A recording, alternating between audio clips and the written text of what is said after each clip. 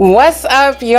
I'm Miss Megan Liana, and welcome to Be Fck'n For Real, our Sunday sound off. We are talking about pardons and PR stunts and the pandering of it all, okay? It has been a week, and one thing is that there is always a bunch of shit going on. Like, we can never get a break, and so that's what I'm here for. We're going to go through it with some unapologetic takes and unfiltered truths. Now, we're going to keep it light, all right? We're going to start off with Miss Tiffany Haddish. Now, it wasn't really like talked about a lot, and I think that's very telling. So, she won she had a win in court this week against the person that was suing her for defamation, and she won $100,000. Her and Aries Spears. Now, if you remember, like 2 years ago, yeah, it's been like 2 years. There was that story that came out about how her friend, her longtime friend, was suing her because of a video where she was watching her friend's kids, and they did this skit for Aries Spears. And in that skit, it was like basically sexualizing the kids. Like, I was disturbed watching it, right? But long story short, there was this huge case. Tiffany Haddish lost her career after that, and the case was eventually settled for like 200,000 or something like that. And after the case was settled, the friend that sued Tiffany and Aries then sued them for defamation.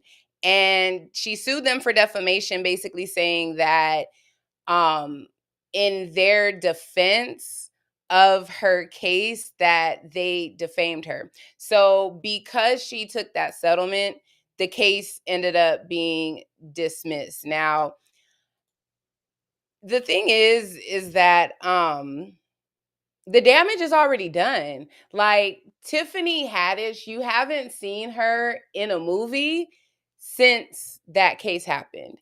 And you really haven't seen her on red carpets. You haven't seen her do anything. Like, the most that she does right now is like stand up. And even like when she does these comedy shows, she's not at the level that she was at before, which is crazy because Black people, and I'm gonna say, okay, so the Black community tends to be very forgiving towards Black males with any type of domestic violence or sexual misconduct cases. Like, and we're gonna go into some more details, but even when you look at the commentary on Tory Lanez, for example, or you look at the commentary for Diddy, even R. Kelly, R. Kelly just went viral a couple weeks ago for singing happy birthday to a woman through jail, right? And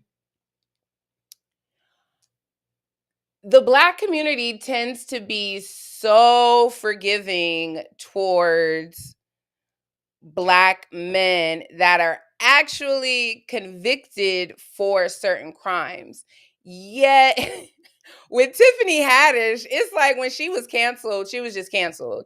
And I'm not in no way like making any excuse for that video that they did, because but the thing is that Tiffany Haddish wasn't even the producer of it. Like, it was Aries Spears that produced that skit, and he had Tiffany Haddish co-star in it.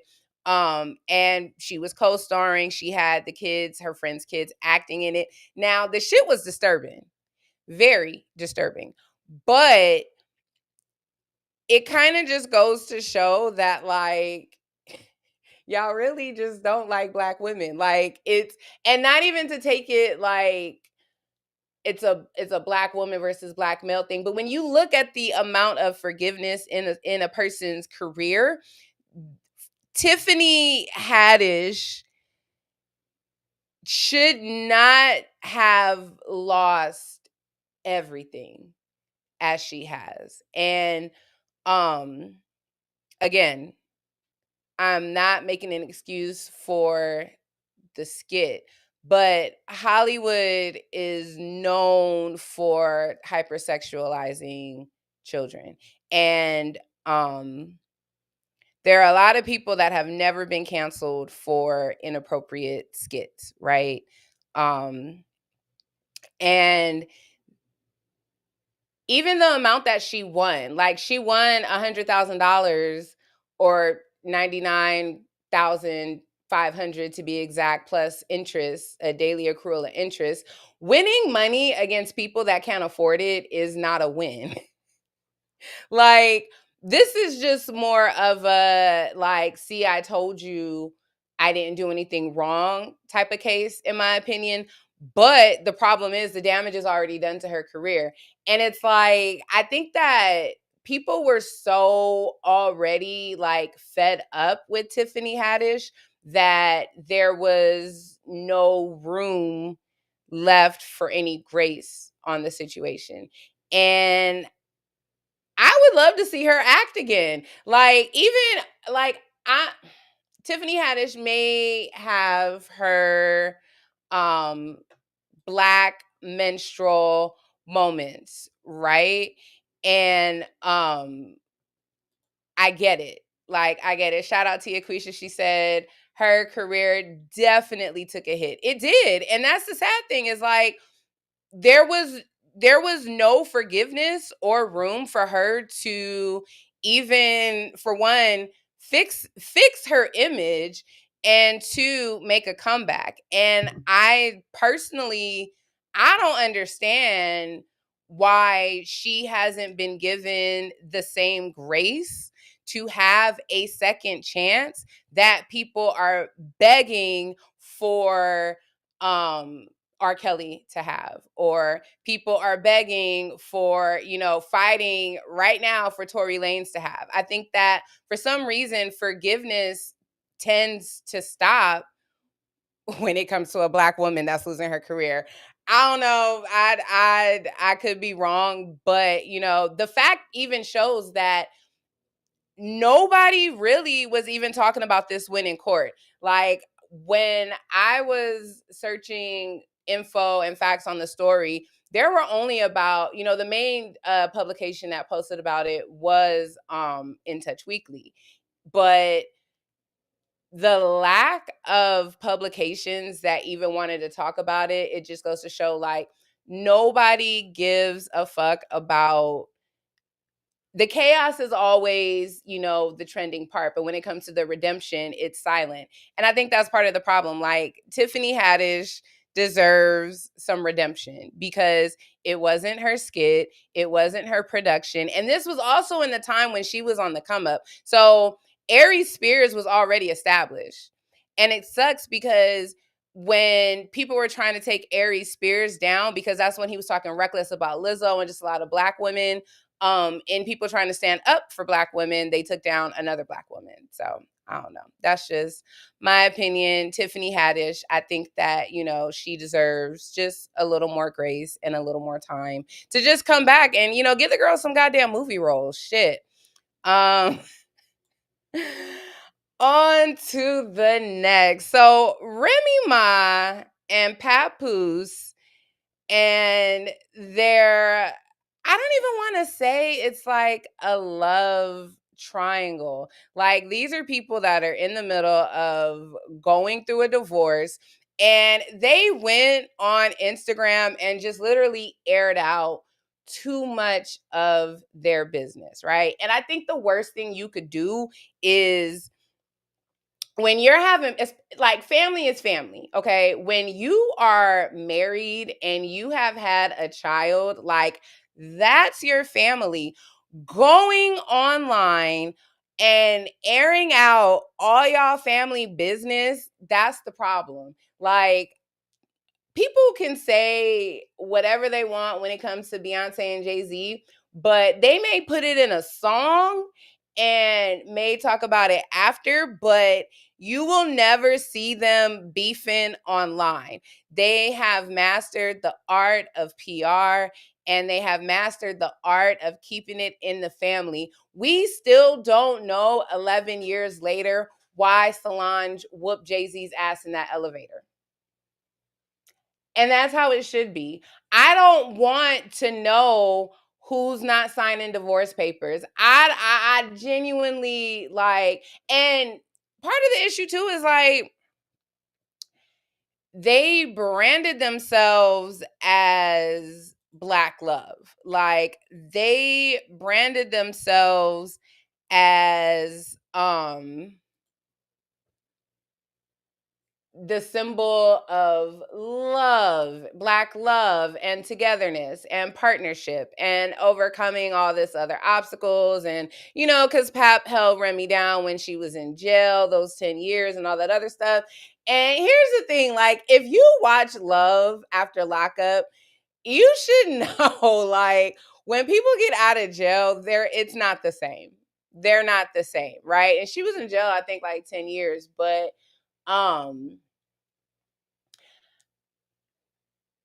it part of the problem too is like when you start cheating and you dealing with infidelity, and it's like, according, it's either Remy cheated on Papoose. She made claims about domestic violence. Papoose got a new girlfriend, Clarissa Shields, who's a world champion.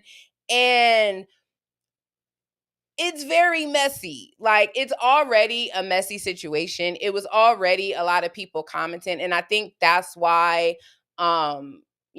Remy just be wanting to like speak out online and shit like that, because she's tired of, looking like the cheater that your husband held you down when you were in jail. He came to see you all the time. And then you get out and then you cheat and you destroy your marriage. So I understand the narrative.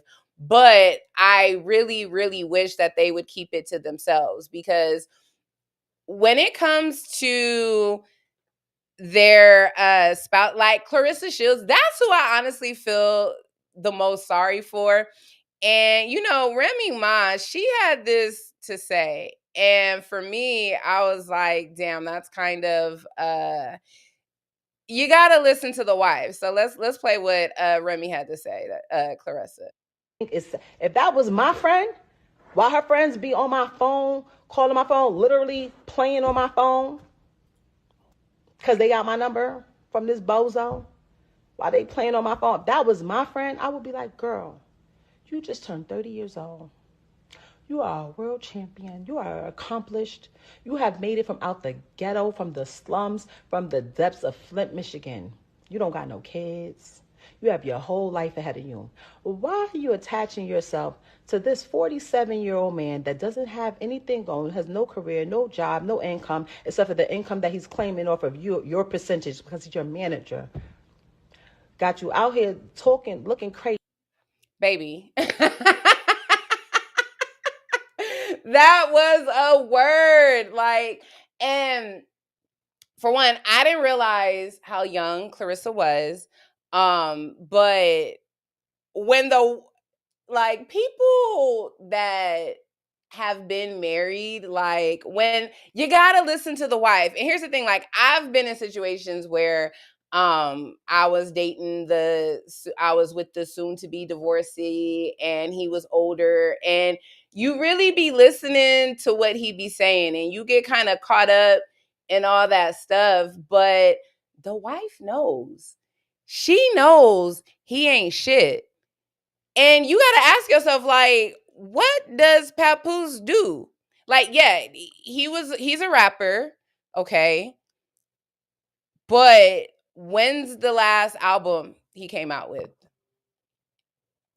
What's the last thing you actually saw Papoose do other than Love and Hip Hop, which was based off of his marriage with Remy Ma, right? And there was a time during COVID, and COVID, like, that was 5 years ago, but during COVID, where he was, he had basically, he was getting the bag through content, through, rap placement, song placement, that type of content. But you can't name a Papoose hit. You can't name anything that he's working on. And it gives Common vibes. Like Common is the same type of guy who, but see, Common got his own shit going on. Common gonna be putting out music. Common gonna be having a movie. Like Common be having shit going on. So when you see Common attach himself to like whoever, the hot woman is at that time, it's like at least it seems like there's some level of compatibility career wise, because Common be doing shit, but Papoose ain't really doing shit. So when you see, okay, you were attached to Remy Ma, then you attach yourself to this girl that like you're 17 years older than, she's 30. Like Clarissa's at her prime and she's at her career prime, and you don't hear shit about her career. Every time like you see Clarissa trending for something, she's never trending for her boxing. She's never trending for winning a fight. She's usually trending because she done said something in a live and she clapping back at somebody, or she's going back and forth with her boyfriend, soon to be ex-wife. And that sucks because 5 years from now or 10 years from now, whenever her and Pap are done, right? She's gonna look back on this time and she's gonna realize how much that relationship affected her brand and had an impact on her reputation, because she is a world champion. She's the shit when it comes to boxing. And I wish that I heard more about her than I heard about her and Pap. And I really hope that Remy and Pap actually sign these goddamn divorce papers so that way we don't have to hear about it anymore, because frankly it's getting old. On another note, the okey doke. So this week, Trump pardoned, he gave out a lot of pardons, right? And two of those pardons that really stuck out to me and to Black people were the pardon of NBA YoungBoy and Larry Hoover. And I get so tired of my people, Black people, falling for the okey doke. And when I say the okey doke, number one, they're guilty. Like NBA YoungBoy is guilty. Like he was selling them whatever they said he was doing. The proof was there that he did it. He was indicted for selling like pharmaceutical prescription drugs, right? And they had the whole operation down. Like he was doing that shit. Then when you look at Larry Hoover, like the he got a federal pardon, but he's still, sentenced to 200 years with the state of Illinois for murder. And Larry Hoover, I left a comment right on a page because Chance the Rapper was trying to say that Larry Hoover is a political prisoner. And the comment I left, it was so crazy because I had so many people arguing with me about how he's changed his life now. And I get it's mind-boggling to me where like gang culture and just the gang life and gang banging has had such a negative impact for decades and generations, like within the Black community. And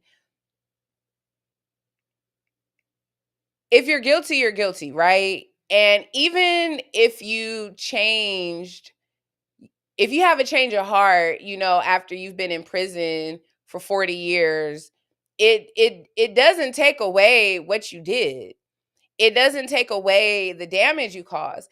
And what bothers me the most is how I saw Black people saying, "Oh, Trump doing more for the Black community than anybody." Oh, and somebody had the nerve to tell me, they were like, "Oh, if Kamala would have did it, you would have said, yes, Black queen, look at you." No, I wouldn't. For one, I don't talk like that. For two, releasing guilty people who are guilty for crimes, like, that's not benefiting the Black community in any capacity. Now, if he would have did something where it was overturning,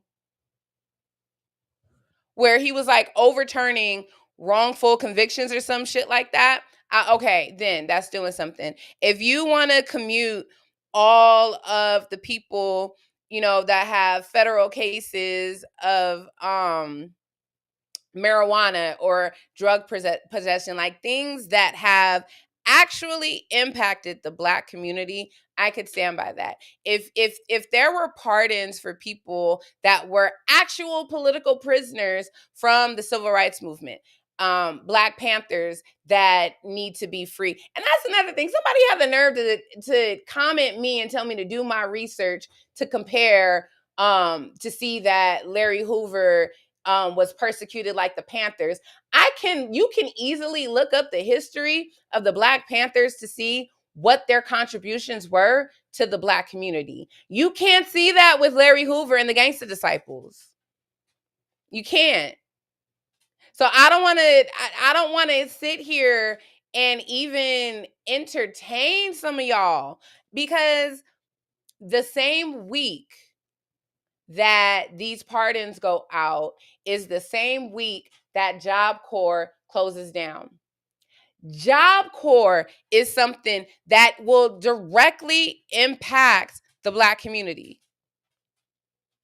And that will directly have a negative impact on the Black community. Why? Because Job Corps was a free program that gave people the training they need to go into the job force.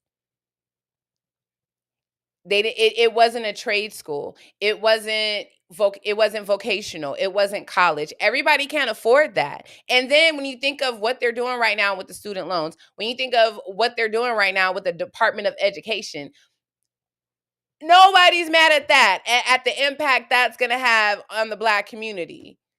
But pardoning Larry Hoover, oh, that's it. That's the thing that we need. I had somebody comment me like paragraphs about how I'm being dense because I don't think that Larry Hoover should be freed and all this other stuff, and I'm judging him on his past. The second I commented to that person back and I said, with all of this passion you have, you should put the skills to write your senator about this bill that's being passed that's going to have an impact on your community. Did they comment back? No.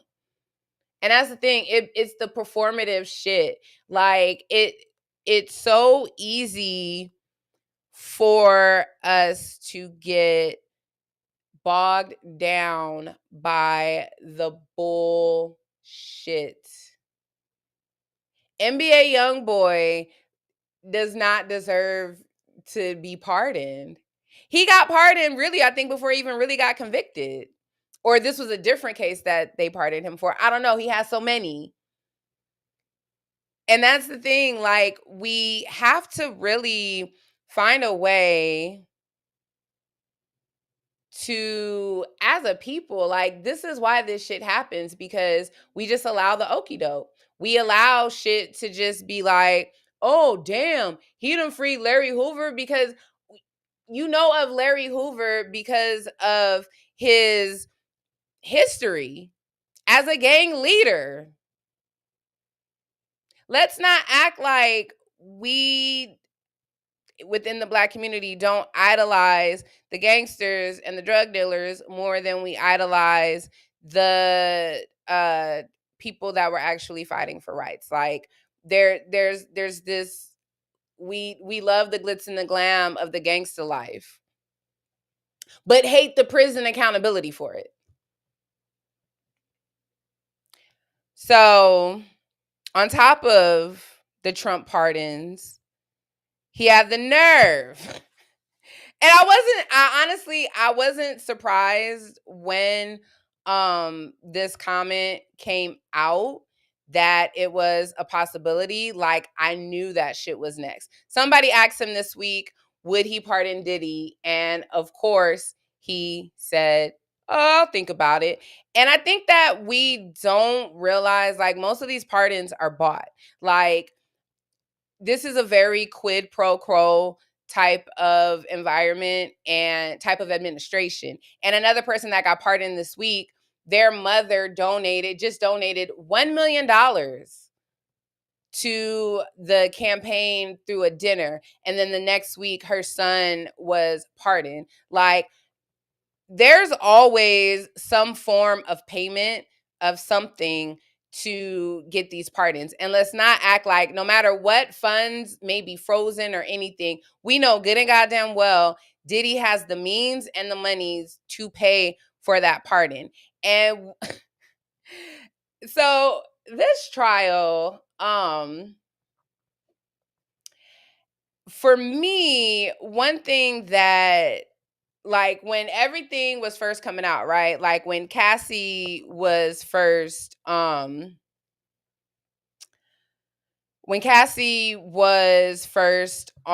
the stand, right? And she was given all the details. I was like, I really was thinking, like, is this the humiliation ritual? Because everything was just all about the salacious details of the freak offs, right? And I was just like, I don't really care about the sex acts. Like, where's the RICO side of this, right? And then as I started hearing more testimony from his assistants, then I was like, okay, the prosecution, they kind of cooking right now. Because so first, like, it's important to remember that what the charges are, and is the case proven beyond a reasonable doubt, okay? And in order for there to be a RICO case, it only takes two qualifying crimes to be convicted of a RICO, okay? So, the crimes must be committed within 10 years. So, these crimes include that he's charged with kidnapping, arson, bribery, witness tampering, forced labor, sex trafficking, prostitution transport, and drug trafficking. This shit's already been proven beyond a reasonable doubt. Like, let's say, okay, we take out Cassie and the freak offs. But now when it comes to Cassie and the freak off part, that's more of the prostitution transport, because she testified all the different cities that they would go to for these freak offs with these escorts. But if we're going to look at the forced labor, Don Richard testified about forced labor not being paid. I think his assistant, talked about that too. Kidnapping. His assistant was held against her will for 5 days for a lie detector test because they thought she stole some jewelry. When he went to Kid Cudi's house and wanted to, like, blow it up, or before he was about to blow it up, he held her hostage at gunpoint to go to Kid Cudi's house. When it comes to, the arson side, blowing up Kid Cudi's car. Now I see why they tried to completely have his testimony thrown out. Because again, when it comes to a trial and to a case, it's like, has it been proven beyond a reasonable doubt? If there is no reasonable doubt, then that's that. He has so many charges. Like, it's pretty clear as day. And even when it comes to the witness tampering, like the threats that he makes and the bribery and all that other shit. Like, he needs to be in jail. Like, the more you hear about him, like, I think that money equates sometimes unchecked power, right? And we see that in our current administration. There's a lot of money that is able to will a lot of unchecked power. And everything has to balance eventually. Like, I'm a firm believer in that. You can only do so much wrong before the universe, God, whoever, whatever you want to call it, there's always going to be some form of tipping the scale, to balance it out. And look at Harvey Weinstein. Look at R. Kelly. And look at Diddy. Like,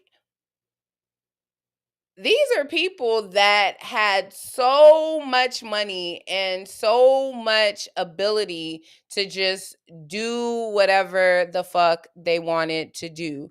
And Diddy was a fucking bully. Like, but he was a bully to the point where he would threaten your life and mean that shit. The amount of times that his assistant talked about that she was threatened and all this other stuff and was basically told, I'll kill you, I'll do this, I'll do that. Like, if somebody and their security is threatening that they'll kill you, and you know of people around them that have died of suspicious circumstances and all that shit, they probably will kill you. And there's a reason that they feel that they could get away with it.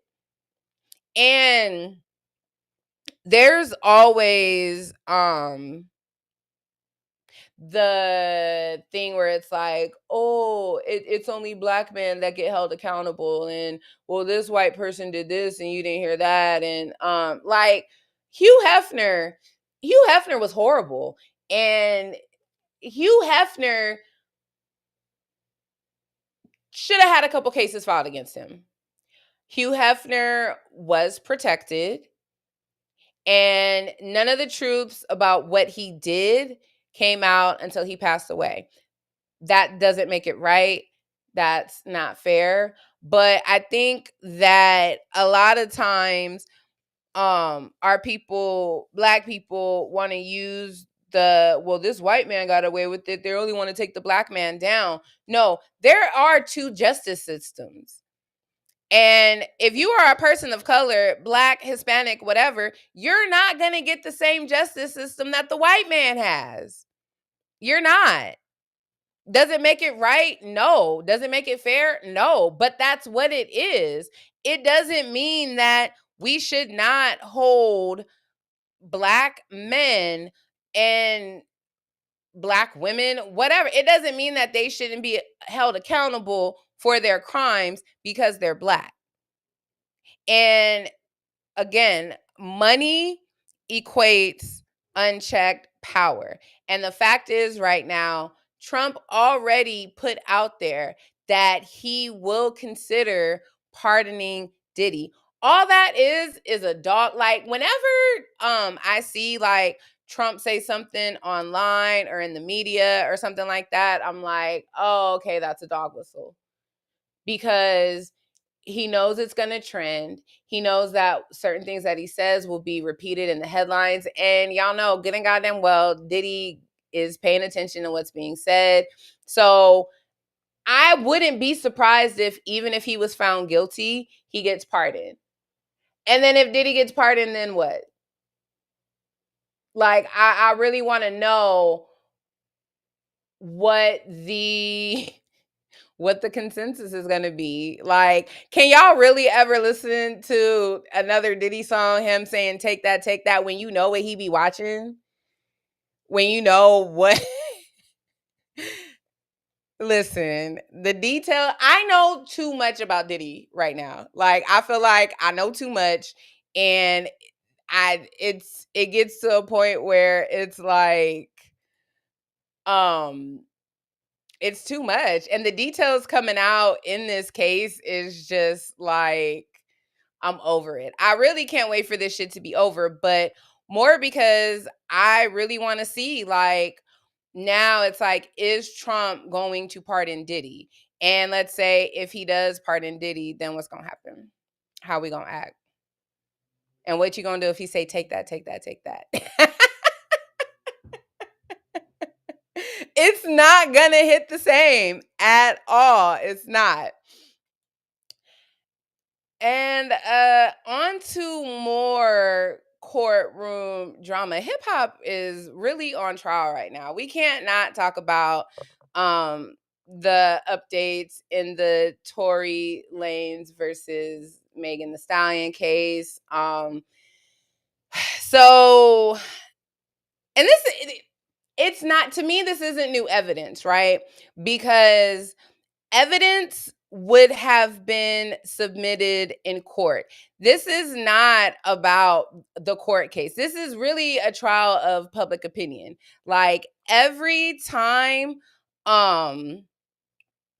something happens with this case, it goes through a press conference or social media or something first. Like, it's never no evidence has been filed yet. And the I'll give it to them. They created this website. I'm gonna pull it up too. They created this website, 36hourslater.com, to release their new evidence of whatever happened with the Tory and May case that night. And all they did was really just put out shit that's already been out there. Like, it's already been out there. None of this shit is actually pretty new. For one, it was already said that Megan already said that she lied when she said she stepped on glass. That's not new. What's not new is when she said that what'd she say? Hold on, let me pull up this site. Okay, boom. All right, here we go. So supposedly this is the suppressed evidence, right? That he's innocent, the fact checklist. And they're really going back to the glass, right? The glass, the bullet fragments. And again, like, I'll give it to him. The way it's presented, I get it, right? Stepping into the truth, glass or gunshot. Like, they're really leaning into the lie that she told to protect him. Like, that's their main thing. And then another thing that they're going off of is that there was a new witness that came out and said that, or Kelsey's security said that he overheard her saying she actually shot Meg. And number one, that's hearsay. Two, why hasn't any of this been filed with an appeal in court?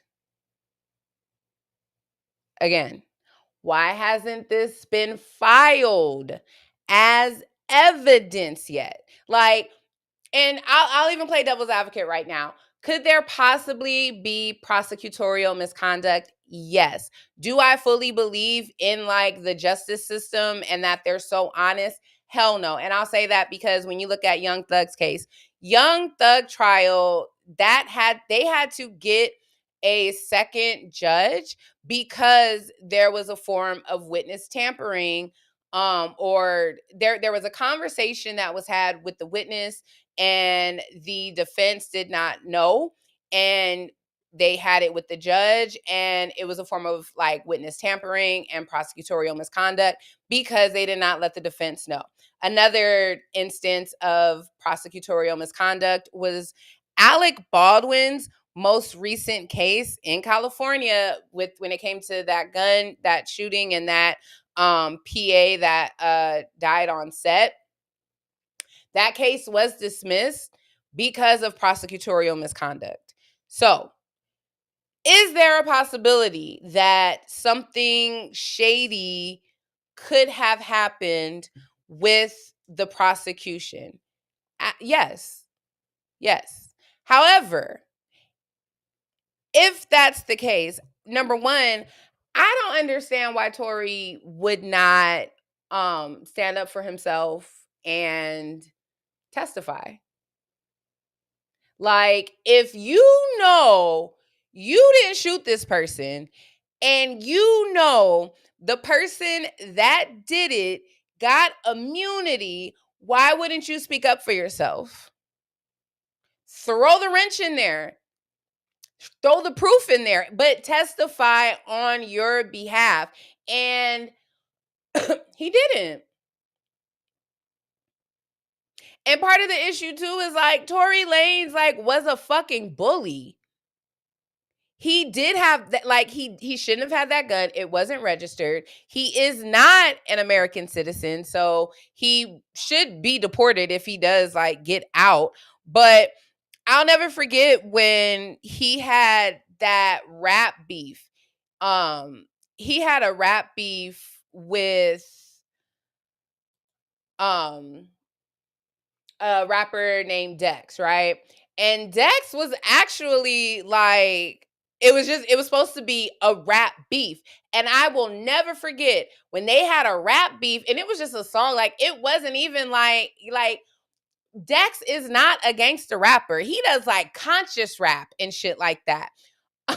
And so they ran up on him and made him apologize on camera. And I think they had pulled some guns on him or some shit like that.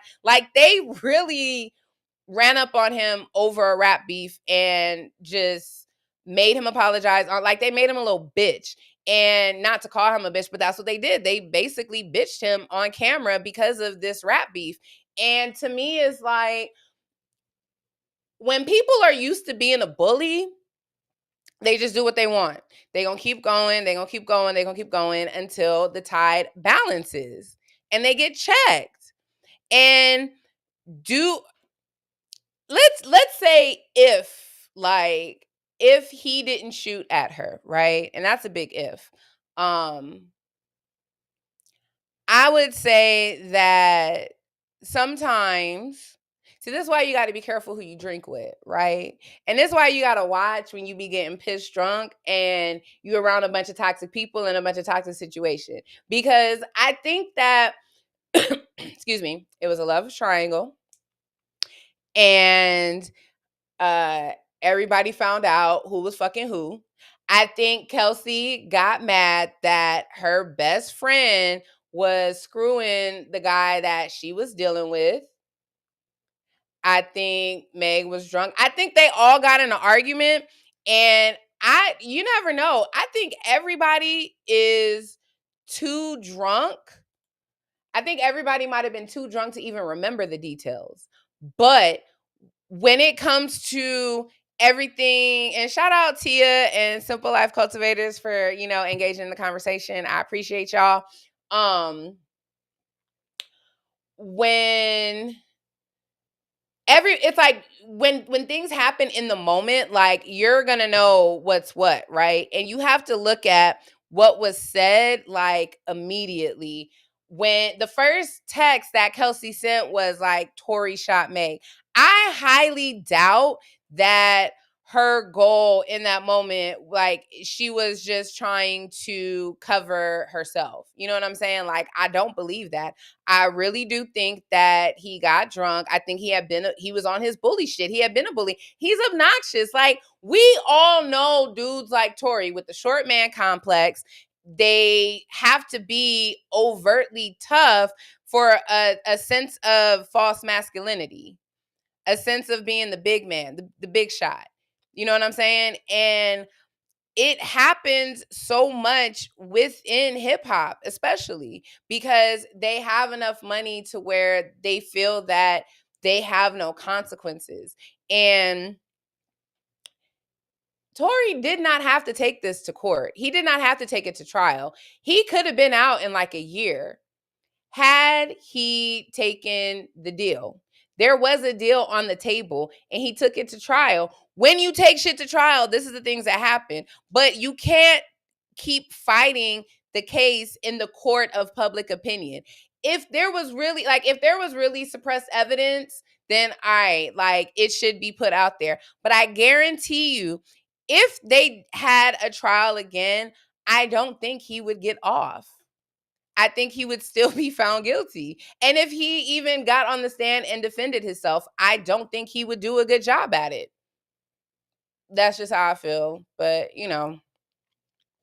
hey, I could be wrong. However, if he, posts some if within this next week they do more than just, post about evidence and they actually file an appeal, like I'll definitely pay more attention to that. And if they file some evidence, like I'll eat my words and I'll say I was wrong, because you never know. But right now, I think he's lying. I think he's pandering. I think he deserves to be in jail, and I hope they deport his ass when he gets out.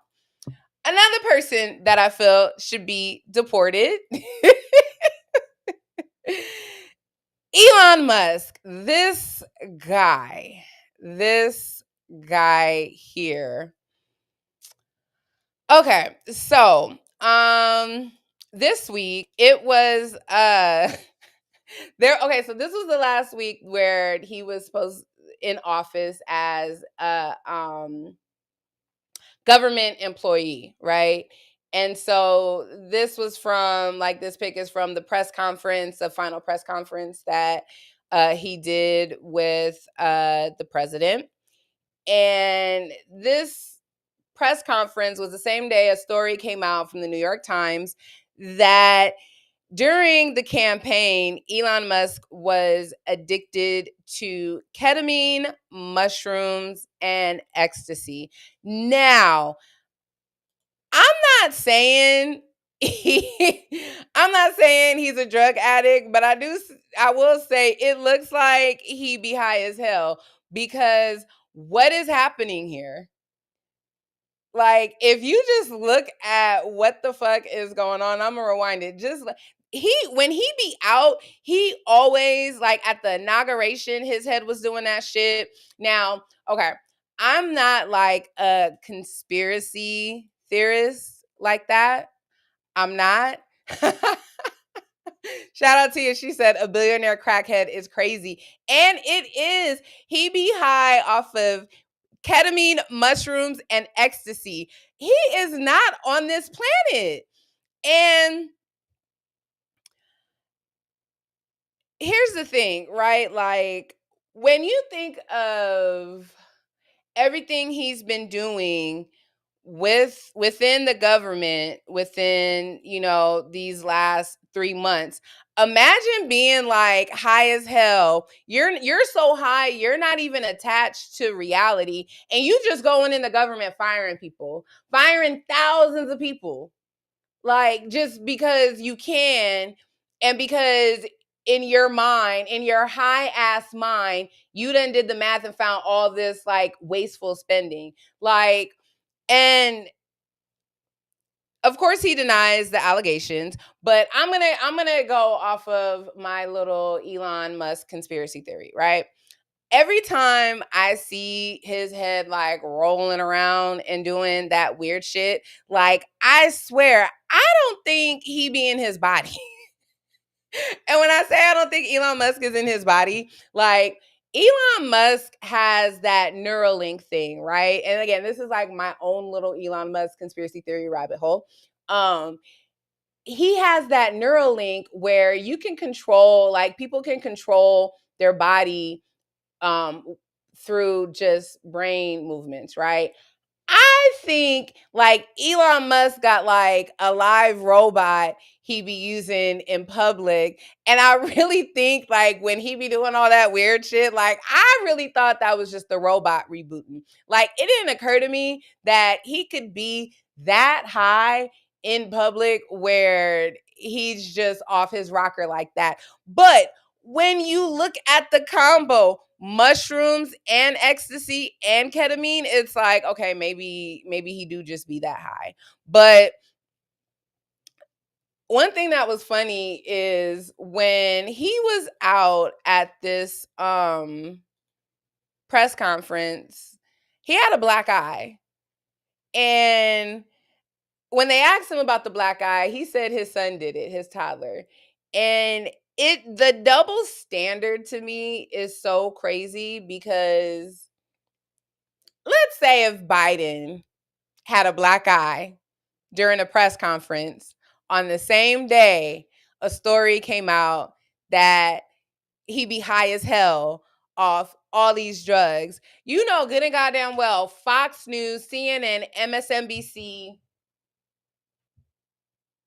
all of those channels, you know good and goddamn well all of those networks would have been calling to find the drug dealer that whooped Biden's ass. And does he owe drug money or this or that? Like, it would have been such a bigger story. And the leeway this administration and this guy gets is insane. The double standard is insane to me. Like, I personally, like, if Biden had somebody around him that was like an Elon Musk, like, I would hope that, you know, he would be held accountable for that. But the double standard is what gets on my fucking nerves because it's just whatever. It's just a story and it's gonna pass and that's it. And for me, it's like, even the fact that like Elon Musk gets to just step down and he's literally an agent of chaos. Like, everything that he did, the hostile takeover from when they just went into the Department of Treasury database and he canceled USAID, and what he did when him and Doge took over the Department of Education office and locked people out, the way that he would primary, just like how in Wisconsin when he basically tried to buy the Supreme Court seat for a conservative. Like, he has been nothing but an agent of chaos since he started working with Donald Trump last year for the campaign. And an evil genius, literally, he's not even a genius, actually. An evil billionaire literally got to buy a seat in government and do a data heist. Like, when you look at all the databases that he got access to, and it came out this week, and that's the problem. It'd be too much goddamn news in a week to keep track of. But this week, the New York Times also reported that Trump has contracted a tech company, Palantir, to develop a database of all Americans' private info. So when you look at how Elon Musk was in the Department of Treasury system, the IRS system, the education system, all the government program system, that was literally a data heist. And now they're building a database of all Americans. And I just don't, I wish the conspiracy theorists were sounding the alarm right now, because you only hear them when it's a Democratic president or a Democrat running. Like, this is literally all the shit that they used to warn about. The government's trying to take over and track us, man. They're controlling our data. Like, this is worse than what the NSA tracking was doing. Like, the way that they're going to be able to cross-reference and just build this huge database, and it's just like, whatever. And I mean, we overshare information anyway, right? Like, every time we accept the terms and conditions of a new app or email, like, our data and our phones and everything, like they already have access to like all our shit. Like they know what we like, which is why they're able to, hear us talk about something and we see an ad for it. Like it happens. But there's not enough people upset about what is going on with our data right now. And even when it comes to the amount of international connections that Elon Musk has, like, and again, this is my own Elon Musk rabbit hole. Like, I'm not that big of a conspiracy theorist, but there's just some shit I'd be like, nah, that ain't right. And like, you can't tell me that with his connections to Russia, that our information isn't being sold like to these other countries for shit. But again, like that's my own conspiracy theory about it. But I think that, again, to bring it back to when I say, things always have to balance themselves out. Elon Musk is like, now he has to go do damage control for all his shit. Like now he has to do damage control for Tesla, who has seen its lowest sales in years. And it's gone down. The sales have like tanked this first quarter.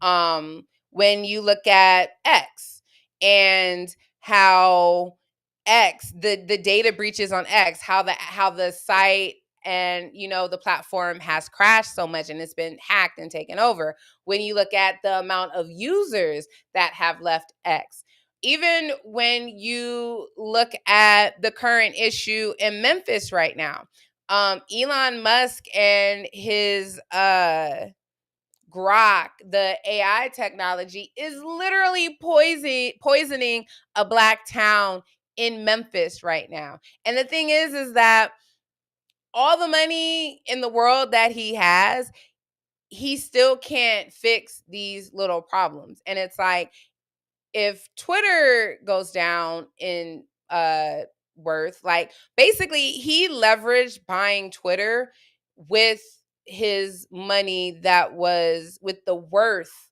of Tesla. So it's like the more Tesla goes down, the more he's at risk for losing the investment and losing, the stock in Twitter.